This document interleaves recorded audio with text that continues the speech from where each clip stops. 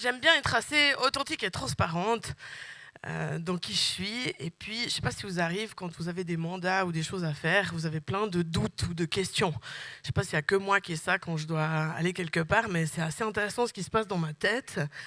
Et en préparant, enfin quand il m'a demandé de venir ici, c'était il y a une semaine, le vendredi passé, je devais accueillir un grand groupe d'Italiens, parce que ma fille est partie en Italie, puis maintenant c'est notre tour d'accueillir. Donc j'ai couru comme une dingote toute la semaine, et je me suis dit, mais comment est-ce que je pourrais être prête pour ce matin et bien avoir quelque chose à dire? Et je dois dire que ce que j'aime, c'est quand je m'asseye et puis que je vois le déroulement du culte. Pour moi, c'était super encourageant de me dire, mais en fait, si, j'ai quand même quelque chose à vous dire.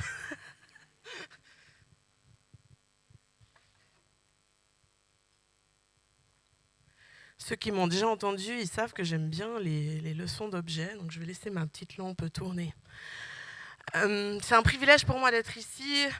J'aime traverser cette Suisse romande pour arriver jusqu'à Delémont. Merci beaucoup pour cette invitation. Puis pour rentrer dans ce temps de prière, la première chose que j'avais envie de vous dire, c'est que Dieu vous aime. Ça a déjà été dit plusieurs fois ce matin, mais je crois qu'il y a quelque chose de particulier pour vous.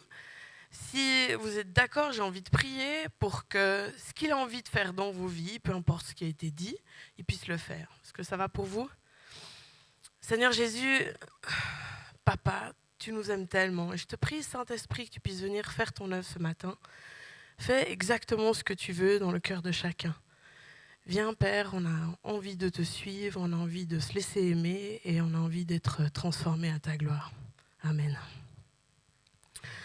Dieu a tant aimé le monde qu'il a donné son Fils unique afin que quiconque croit en lui ne périsse point, mais qu'il ait la vie éternelle. Qui ici a déjà donné sa vie à Jésus? C'est pour toi qu'il l'a fait. Il t'aime de cet amour inconditionnel. Tu es tellement précieux qu'il a donné son Fils pour toi. Moi, je viens, en fait, avant de rencontrer Jésus, j'avais 24 ans quand j'ai rencontré Jésus. En fait, j'ai pas mal consommé de drogue, j'ai vécu beaucoup de trucs. Donc, j'ai vraiment, quand je suis arrivée à la conversion, je vous dis pas, le fils prodigue, c'était moi. Et réellement, cet amour du Père, enfin, je vais essayer de le dire, parce que chaque fois, ça m'émue pas mal. L'amour du Père inconditionnel pour l'état dans lequel j'étais, c'est juste incroyable. Je sais pas si vous arrivez à réaliser ça. Peu importe ce que tu as fait, peu importe qui t'es, la première manifestation du Père, c'est qu'il vous aime. Et le chemin faisant, chez les chrétiens, je ne sais pas si ça vous a fait ça, mais j'ai tendance à devenir fils aîné. J'ai fait une sorte de mutation et le chemin entre fils prodigue et fils aîné, il est fin. Et parfois, ça m'arrive de dire hein, j'ai pas tout, ça va pas comme je veux, et ainsi de suite. Et donc, je deviens fils aîné. Et rester dans cette attitude de fille de roi, c'est super difficile. Et j'ai besoin de cette relation au Père pour pouvoir rester sur ce fil si fin où je ne suis ni fils aîné, ni fille prodigue. Je suis fille de roi. Je ne sais pas si vous avez déjà réalisé ça. Mon Père, c'est le maître de l'univers. J'ai quand même une sacrée chance de pouvoir dire un truc aussi dingue que ça. Et effectivement, une semaine, c'est rien du tout pour nous transformer. Rien du tout. Donc, depuis le début, Dieu, il a une famille, Père, Fils, Saint-Esprit, et il a envie, parce que c'est comme quand on est des parents, quand au bout d'un moment, quand on est un couple, qu'on est marié, on a envie d'avoir des enfants. Et Dieu, il a fait exactement pareil. Il s'est dit, moi j'ai envie de construire une famille, j'ai envie de donner la possibilité à mes enfants de se reproduire et de pouvoir aller de l'avant. C'est exactement ce qu'il a fait dans le jardin d'Adam et Ève. Il a permis que Adam et Ève puissent se reproduire. Et puis malheureusement, il s'est passé quelque chose d'assez intéressant. Le diable s'en est mêlé et il y a eu un peu de gâchis. Quand j'ai lu le texte de la journée d'aujourd'hui, il y a un mot qui m'a fait clic, c'est le mot ADN. Alors, je ne suis pas du tout l'ingénieur dans la maison, c'est mon mari. Donc, moi, je suis coiffeuse, donc ce n'est pas forcément quelque chose qui m'intéresse naturellement. Mais là, en creusant, je me suis dit, mais en fait, l'ADN, c'est quoi exactement? Puisque dans le texte, c'est marqué que l'annonce de l'évangile, toute cette partie extérieure, ça doit faire partie de mon ADN. Donc, mon ADN, je ne le vois pas, je ne me lève pas les matins en me disant, tiens, ça, c'est mon ADN. Donc, ce n'est pas quelque chose qui se voit. Donc, effectivement, c'est une macromolécule biologique présente dans presque toutes les cellules, ainsi que dans de nombreux virus. Attendez, l'ADN contient toutes les informations génétiques, appelées génomes, permettant le développement, le fonctionnement et la reproduction des êtres vivants. L'ADN sert à donner des instructions qui permettra de déterminer qui nous sommes et comment ça fonctionne, groupe sanguin, couleur de yeux, etc. Et puis, je réfléchissais à ça et j'ai l'impression que je me suis dit, en fait, dans le jardin d'Adam et Ève, on s'est tapé un virus. On s'est tapé un virus qui s'appelle le péché. Et puis notre ADN propre, qui était enfant de Dieu en relation avec tout ce qu'il y avait dedans, il s'est fait complètement contaminer par ce virus du péché, ce qui nous a entraîné avec des conséquences, des maladies assez graves, qui est la peur, l'infériorité, la colère, le rejet, etc. Tous ces petits trucs qu'on a, qu'on se bataille, à part ici, il n'y a que moi, hein, mais sinon priez tous pour moi, j'arrête. Mais disons que c'est assez intéressant de voir à quel point on a été contaminé. Et quand on revient dans ce royaume de Dieu, quand on donne notre vie à Jésus, en fait, lui, il aimerait bien qu'on récupère notre ADN. Il aimerait bien nettoyer, il aimerait bien nous soigner, nous donner des petits sinuprètes ou autres médicaments qui nous aident à pouvoir retourner dans ce qui a été prévu. Vous voyez un peu l'idée ? Donc de nous rétablir en tant qu'enfants de Dieu. Et puis, dans cet ADN, toute cellule se multiplie. Quand ça ne se multiplie pas, c'est la mort. Donc on est vraiment appelé, en tant que chrétien, en tant que peuple de Dieu, à multiplier tout ce qu'on est, tout ce qui est positif, à laisser mourir le négatif, mais aussi à multiplier tout ça. Donc c'est cet ADN-là qu'on aimerait transmettre plus loin autour de nous. Et donc, quand j'arrive dans ce royaume, je veux renoncer à ce virus. Le virus de l'esprit orphelin, ça vous dit quelque chose ? J'ai pas de parents, je suis tout seul, personne ne m'aime, enfin, toutes ces petites phrases. Puis Dieu, en fait, il veut remplacer ça par « mais t'es ma fille, t'es mon fils, et je t'aime ». Il y a de l'abondance, mais ça met du temps à comprendre qu'il y a beaucoup pour nous. Il y a beaucoup, hein. Ces grandes tablées, quand on lit dans la Bible, il y a de l'abondance. Et puis, en fait, on vit notre vie, puis parfois, on ne vit pas ce qui est écrit. Donc il y a ce champ de tension entre ce royaume des cieux et le nôtre, et on est appelé à grandir pour que ça devienne finalement normal. C'est normal d'arriver là et dire oui, dans une semaine on est transformé. C'est naturel. C'est comme si c'était revenu dans notre ADN. Et donc moi j'ai envie de servir Jésus parce que je me sens aimé et pas parce que je le dois. Et puis j'aimerais que cette multiplication soit comme un composant normal de ma vie. Ce matin, il y a la charmante dame qui faisait la louange, elle a lu un texte, et à un moment donné, dans le texte, ça parlait de plusieurs générations. Et dans la salle, il y a eu un énorme « Alléluia ». En fait, naturellement, c'est complètement dans notre ADN de se dire on va se multiplier. Ça vous parle complètement d'avoir des enfants, des petits-enfants. Quand il y a des petits-enfants, les grands-parents sont tout toqués, c'est normal pour eux de prier. Hein, donc tout ça, c'est complètement normal. Et puis en fait, quand on regarde dans le royaume de Dieu, on s'asseye puis on a peur. Et puis je crois que Dieu, ce matin, il veut, comme vous donner une portion, comme si tout ça, c'était normal, naturel, tout simple, facile, pas sans épreuve, parce qu'on a tous, moi j'ai eu 3 enfants, on a 3 enfants avec mon mari, c'est pas toujours simple, mais c'est facile, entre guillemets, dans le sens, parce qu'on a une portion d'amour juste pour eux. C'est comme des fois, quand vous voyez les enfants des autres, vous dites « Oh purée !» Mais en fait, quand c'est les vôtres, c'est d'autres qui disent « Oh purée !» Mais vous avez la portion d'amour. Vous avez la portion d'amour pour les aimer, quoi qu'il se passe. Vous voyez ce que je veux dire ? Donc, je crois que Dieu, il nous regarde comme moi, je regarde mes enfants, pas avec un « Oh purée !» Mais il me regarde en disant « Mais je t'aime. Mais oui, tu as encore tout ça à gérer, mais je t'aime. Et je suis avec toi. » Et donc je me disais, mais ce ne serait pas merveilleux d'avoir une église avec un grand E, où en fait on est mature en Christ, on est aimé du Père, on est motivé par cet amour de Dieu, et désireux que les choses elles changent là où Dieu nous place. En tout cas, moi, c'est ce que j'aimerais vivre.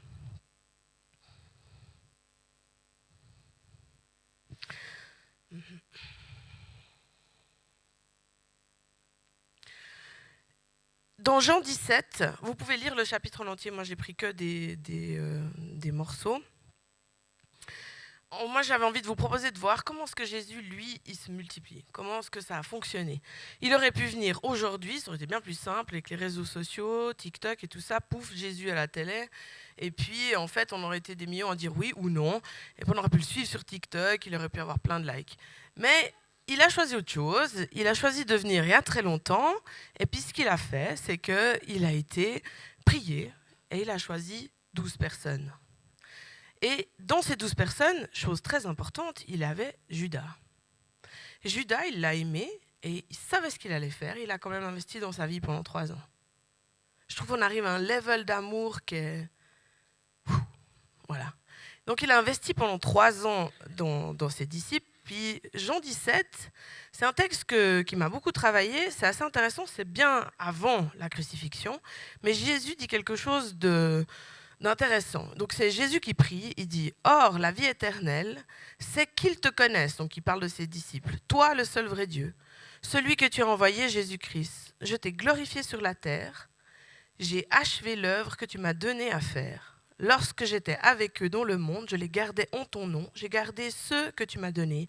Aucun d'eux ne s'est perdu, sinon le fils de la perdition, afin que l'écriture soit accomplie. » Donc là, on voit Jésus qui prie et il dit, en fait, c'est quoi mon mandat ? C'est qu'il rencontre le Père. Le job de Jésus, c'était que ses disciples connaissent le Père. Et il dit, j'ai achevé mon œuvre. Il ne parle pas de la crucifixion, il n'a pas encore été. Donc son œuvre, c'est de pouvoir avoir formé des disciples qui sont capables de se multiplier. Et si nous, on est les disciples de Christ, on est appelés à finalement pouvoir rendre capables d'autres derrière nous à pouvoir se multiplier. Si je continue, je ne prie pas pour les ôter du monde, mais pour les préserver du mal. Ils ne sont pas du monde, comme moi je ne suis pas du monde. Sanctifiez-les par la vérité. Ta parole est la vérité. Ce n'est pas pour eux seulement que je prie, mais encore pour ceux qui croiront en moi par leur parole.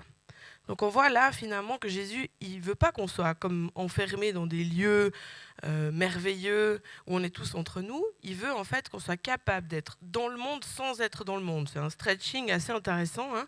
Ça veut dire que les valeurs du monde ou les principes du monde n'ont pas d'effet sur nous. Ça, c'est important. C'est les valeurs du royaume de Dieu qui ont effet sur nous et pas celles du monde. Et donc, je peux amener l'évangile ou je peux être qui je veux être dans le monde sans être sous l'influence du mal. Ça, c'est important. Et il nous donne ce pouvoir-là et il prie pour 2 générations. Il est déjà avec ce cœur de grand-père. Il prie pour cette 2e génération que les disciples auront amenée. Vous voyez ? Exactement comme le réflexe de cet homme qui a dit « Alléluia » quand on a parlé des enfants. Et puis Jésus continue son ministère, il meurt à la croix, il ressuscite et à la fin il laisse un testament. Et ce testament, je ne sais pas si vous y avez déjà réfléchi, mais il donne cette parole où il dit, Matthieu 28, 18 à 19, « Jésus s'étant approché, leur parlant ainsi, « Tout pouvoir m'a été donné dans le ciel et sur la terre. » Ça rappelle ce qu'il disait ce matin. En fait, cette promesse-là, c'est un non négociable. Ça veut dire, Dieu, il a toute autorité. Qu'est-ce que tu risques ? Il y a ce chant-là qui a été chanté ce matin, avoir une pensée, une vision d'éternité. C'est rien ce qu'on vit sur Terre. Visons plus loin, plus large. Vous verrez, tout ça, c'est pas toujours simple à traverser, mais ça reste pas l'éternité. Donc vous vous rappelez aussi de ce virus, le virus de la peur. Donc ce verset-là, pour moi, il est là aussi pour dire, mais t'as pas besoin d'avoir peur, en fait, j'ai tout pouvoir. Et puis ensuite, il continue, puis là, il donne des ordres. C'est comme un testament, donc il donne ses consignes. Et il n'y a que des verbes à l'impératif. Donc, allez, faites de toutes les nations des disciples, baptisez-les au nom du Père, du Fils, Saint-Esprit, et enseignez-leur à observer tout ce que je vous ai prescrit. En fait, le mot aller, va, c'est pas est-ce que tu serais d'accord ?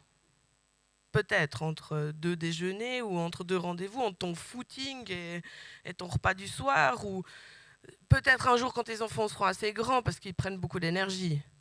C'est va. Et puis va, ça ne veut pas forcément dire d'aller en Afrique. Ma belle-sœur, quand elle s'est convertie, elle m'a dit « Mais mon Dieu, mais il va m'envoyer en Afrique !» Ça, c'était sa grosse angoisse. J'ai dit, non, il veut juste que tu lui obéisses. Elle est pour l'instant jamais partie en Afrique. On verra plus tard, mais en tout cas pour le moment, Dieu lui a fait grâce, elle n'est pas en Afrique. Mais vous voyez ce que je veux dire, on met beaucoup là-bas, beaucoup trop loin. Le mont aller, c'est où ? C'est quand je coupe des cheveux aux gens, quand je vais à la Migros, quand je me balade là, ça c'est mon aller. Si une fois je vais en vacances, ça c'est mon aller. Mais c'est là où je suis. Vous êtes pertinents et vous êtes les experts de là où Dieu vous place. Personne, enfin si je vais dans une journée avec lui, la moitié des gens, il les connaît, il connaît leur cœur et ainsi de suite. Donc c'est lui qui est pertinent. Donc c'est important, aller, c'est pas beaucoup, enfin c'est pas si loin que ça, entre guillemets, ou pas si compliqué que ça. En fait, finalement, comme des parents, moi je me dis pas quand j'étais enceinte, oh mon Dieu, mais comment je vais faire pour leur donner, leur apprendre, je sais rien, moi, être ingénieur. En fait, c'est pas ça la préoccupation quand on est maman. En fait, on va se demander comment est-ce qu'on peut transmettre ces choses si simples qui sont manger, apprendre à se laver. Et encore, les premières préoccupations, c'est mon Dieu, est-ce que je vais reconnaître le cri de mon enfant? Est-ce qu'il est en train de pleurer pour manger ou pour dormir? Donc en fait, les choses, elles sont plus simples que ce qu'elles ont l'air. Vous voyez ce que je veux dire? C'est moins complexe que ça en l'air. Donc comme des parents, en fait, ce que j'ai envie de transmettre, c'est les choses que je sais faire, les choses que je connais. Et Christ qui est à l'intérieur de nous. Ma petite lampe qui brille depuis un petit moment, je ne sais pas si vous êtes comme moi j'aime bien regarder le feu, parce que comme c'est jamais régulier, ça bouge tout le temps. Puis ce que j'avais envie de vous laisser comme texte ce matin, c'est Matthieu 5, versets 13 à 16. Vous êtes le sel de la terre, mais si le sel perd sa saveur, à quoi la lui rendra-t-on? Il ne sert plus qu'à être jeté dehors et foulé aux pieds par les hommes. Si vous êtes la lumière du monde, une ville située sur une montagne ne peut être cachée. Et on n'allume pas une lampe pour la mettre sous un boisseau, mais on la met sur un chandelier et elle éclaire tous ceux qui sont dans la maison. Que votre lumière luise ainsi devant les hommes, afin qu'ils voient vos bonnes œuvres et qu'ils glorifient votre Père qui est dans les yeux. La pensée que j'avais pour vous, c'est que finalement, depuis un moment, elle brûle, mais elle n'a pas fait grand-chose. C'est-à-dire que c'est comme quelque chose qu'on va regarder. Puis j'ai l'impression que cette lampe à huile, elle représente ma relation à Dieu. C'est-à-dire que là-dedans, il y a du liquide, il y a l'huile, et c'est ma relation, on ne le voit pas, et c'est ma relation avec le Saint-Esprit. C'est tout ce qui se passe de secret. Ensuite, vous avez une mèche qui est là, qu'au bout d'un moment, elle va descendre, il faudra que je la remonte. Et ce feu, pour moi, ça représente la présence de Dieu. Si vous êtes attiré par elle, quand je suis qui je suis, que les gens viennent vers moi, on a eu un drame dans notre quartier il n'y a pas très longtemps, j'ai une bonne partie de mes voisins qui sont venus chez nous. On n'a rien fait de spécial, mais parce que ça fait 12 ans qu'on est dans ce quartier, on brille. Et ils sont venus boire le café chez nous. Et pour moi, c'est intéressant, c'est cette présence de Dieu qui est là. On est ambassadeur en fait de Christ. Et quel honneur de pouvoir être simplement là. Elle rassure. Et puis, pour moi, ça me faisait penser un peu à toutes ces œuvres où on est dans on parle pas. On n'est pas forcément dans annoncer l'évangile ou dire des choses aux autres, mais on est simplement qui on est par nos œuvres, par notre présence, par ce qu'on fait. Et donc, on est appelé à être des lumières. Et des fois, quand on parle d'évangélisation, on parle de multiplication, les gens me disent « Oui, mais les gens verront. » Oui, ils verront. Mais dans ce texte, c'est marqué « Soyez sel et lumière. » Ne soyez pas que lumière. Et donc, je ne sais pas si vous avez déjà vu, sûrement, hein. Ça, c'est du sel en bloc. Comme ça, vous pouvez voir. Et puis, ce sel, au temps de Jésus, c'était des gros tas de sel, entre guillemets, et dedans, il y avait beaucoup de cristaux qui ne contenaient pas de sel. Et quand ce sel était confronté à l'humidité, en fait, le sel perdait son goût, et du coup, il restait que ces gros cristaux, et le sel ne servait à plus rien. C'est pour ça qu'ils disaient qu'il fallait le jeter. Donc, c'était important qu'il soit à l'abri de l'humidité pour qu'il puisse être utilisé. Et ce que je trouve intéressant avec le sel, c'est que je ne vais pas utiliser le sel de la même manière pour déneiger que pour faire de la cuisine. Je pense que vous voyez ça, parce que sinon, c'est un peu embêtant. Je ne vais pas non plus utiliser le sel de la même manière pour cuire des pâtes que pour s'occuper d'un jambon. Vous voyez? Donc, en fait, ça va dépendre de ce que j'ai en face de moi. Puis c'est ça qui est intéressant. Pour moi, la lampe, ça dépend de ma relation, alors que le sel, ça va dépendre de l'autre. Ça va dépendre de ce qui se passe en face. Peut-être que là, il y aura besoin d'adapter la parole. La parole ne va pas être dite de la même manière à un musulman qu'à un athée ou qu'à quelqu'un qui fait des voyages astro. Mon vocabulaire, ma manière d'être, elle va être adaptée. Vous voyez l'idée? Donc j'adapte mon sel ou qui je suis à l'autre. Et ça, c'est la partie d'action. Et cette partie d'action, elle est nécessaire en fait. Si je ne suis que lumière et que je ne parle jamais, ma multiplication, elle est vraiment maigre. Tandis que le sel, ça va permettre à l'autre de goûter à Dieu, de tester Dieu, de pouvoir aller un peu plus loin. Donc, en fait, les deux, vous avez besoin de ces deux choses. Vous avez besoin à la fois d'être une lumière et à la fois d'être du sel. Il y a un texte dans 1 Pierre 2, 1, 21 qui dit « Ce n'est pas par une volonté d'homme qu'une prophétie n'a jamais été apportée, mais c'est poussé par le Saint-Esprit que les hommes ont parlé de la part de Dieu. » Est-ce que vous n'avez pas envie de laisser Dieu vous pousser ? Plutôt que d'avoir toutes ces peurs, parce qu'on en a tous, ces maladresses. Moi, ce matin, je suis là, vous êtes des chrétiens, je me dis, est-ce que je vais dire les bonnes choses ? Enfin, voilà. Et est-ce que je vais écouter ça ou est-ce que je vais me dire, ok, le Saint-Esprit, indépendamment de tous les trucs que je pourrais dire à l'endroit ou à l'envers, il va faire son boulot. Vous voyez ce que je veux dire ? Et donc, je m'enlève la pression, parce que finalement, c'est Dieu qui va faire le travail dans vos cœurs et c'est pas forcément moi qui suis exceptionnel. En fait, c'est le Saint-Esprit qui est exceptionnel. Moi, je suis juste un canal, voilà. Donc, ma question de ce matin, c'était, est-ce que vous avez envie de laisser Dieu vous utiliser comme sel et lumière ? Et si tu es déjà une lumière, gloire à Dieu, monte la lumière. Et puis, si tu es du sel, tu n'as jamais osé de saler, sale, vas-y, ose. Donc, j'avais encore juste cette chose à dire, c'est que notre slogan de l'année, avec notre église, on a réfléchi. Et puis le slogan qu'on a choisi, c'est fais-le vraiment. Parce qu'on est champion du monde le dimanche, au moment où on se rencontre pour prendre des grandes décisions exceptionnelles, comme à le Nouvel An, et puis pas forcément agir. Donc la part que vous décidez de faire aujourd'hui ou pendant la semaine, fais-le vraiment. Si Dieu te dit d'aller parler à ton voisin, fais-le. Si Dieu te dit d'aller prier pour ton pays, fais-le.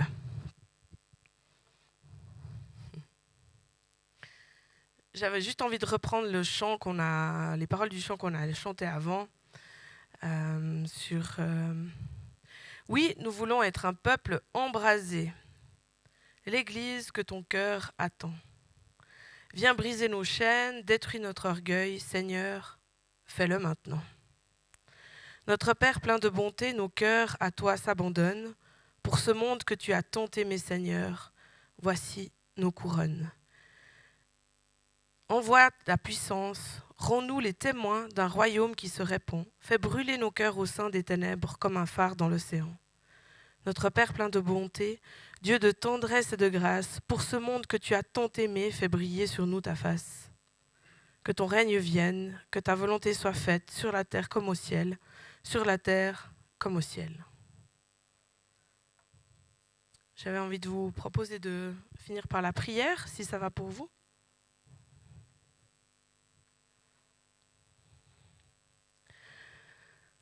Si tu n'as jamais connu Jésus d'une manière intime, ou le Père, je crois que ce matin, tu as l'occasion de pouvoir lui dire oui. Donc si c'est le cas, tu peux simplement lever ta main. C'est l'occasion de revenir vers le Père si tu es parti un peu en fils prodigue, ou si tu...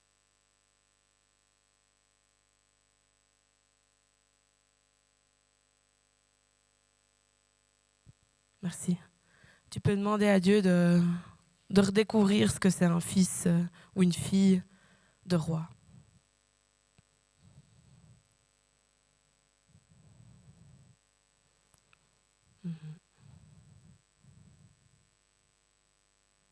En tout cas, moi, j'ai envie de ne pas être une fille aînée.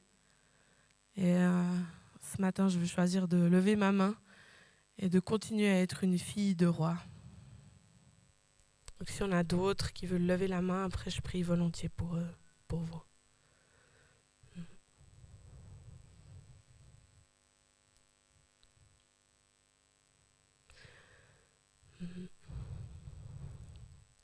Merci, Papa, parce que tu es un bon Père. Parce que tu nous attends les bras ouverts, tu viens nous accueillir, tu nous embrasses. C'est pas un truc émotionnel, c'est un truc de profondeur. Tu es ce Père qui nous aime. Alors on veut rentrer à la maison et on veut profiter d'être ces fils et filles de roi qui régnons avec toi, à tes côtés. On veut briser l'esprit orphelin au milieu de nous et dire qu'on t'appartient et que l'ennemi ne peut rien. Merci de nous donner ces yeux vers l'éternité, au-delà des circonstances, des difficultés. Merci pour cette nouvelle liberté que tu veux donner à chacun. Amen. Et puis j'avais envie de proposer un petit temps de prière. Vous pouvez vous mettre peut-être par 3. Ça joue pour toi, David, où tu... En fait, j'avais l'impression que c'était chouette de prier pour que... pour dire merci déjà parce que vous faites partie de la famille de Dieu. Et puis de peut-être déposer à Dieu tout ce qui vous retient d'être sel et lumière. Vos craintes, les échecs dans l'évangélisation. Si vous avez fait comme moi, ça fait depuis 24 ans, j'en ai 50, vous faites vos calculs, que je suis chrétienne et que je fais de l'évangélisation, des râteaux, il y en a tout plein, des expériences foireuses, je vous dis même pas. Donc en fait, on a besoin de déposer ça pour pouvoir retourner dans un renouveau. Quand mon mari il a su que je venais ici, il a prié et puis il avait l'image d'un plumeau, vous savez, pour la poussière. Et puis en fait le plumeau derrière il est ferme et puis devant il y a ces petites plumes qui secouent tout. Puis je me disais mais en fait la poussière ça revient tout le temps. Donc en fait on a besoin de pouvoir passer le plumeau régulièrement pour rester fit ou rester dans cette action. Donc s'il y a ces petites choses qui vous retiennent, de pouvoir simplement être sel et lumière, qu'on prenne un petit temps par 3 pour déposer ça, et puis vous repositionner en disant bah voilà maintenant moi demain cet après-midi j'irai pouvoir dire ce qu'il y a à dire ou faire ce que j'ai à faire. Et puis de pouvoir demander dans un deuxième temps une dose de compassion incroyable pour les gens autour de nous. Ils ont besoin de se sentir aimés. C'est plus le temps d'annoncer l'évangile en prêchant l'enfer. Il faut prêcher l'amour. Ils ont besoin de se sentir aimés. Et de recevoir une compassion dans les entrailles, quelque chose de fort, où, comme elle a dit, mais vous êtes beaux. Mais il n'y a pas que vous qui êtes beaux. Tous les enfants de Dieu sont beaux, ceux qui le connaissent et ceux qui ne le connaissent pas. Donc voilà, c'était un peu mon idée. C'était un premier temps pour déposer ce qui nous retient, puis un deuxième temps pour recevoir l'amour. Donc mettez-vous par 2 ou 3 et go!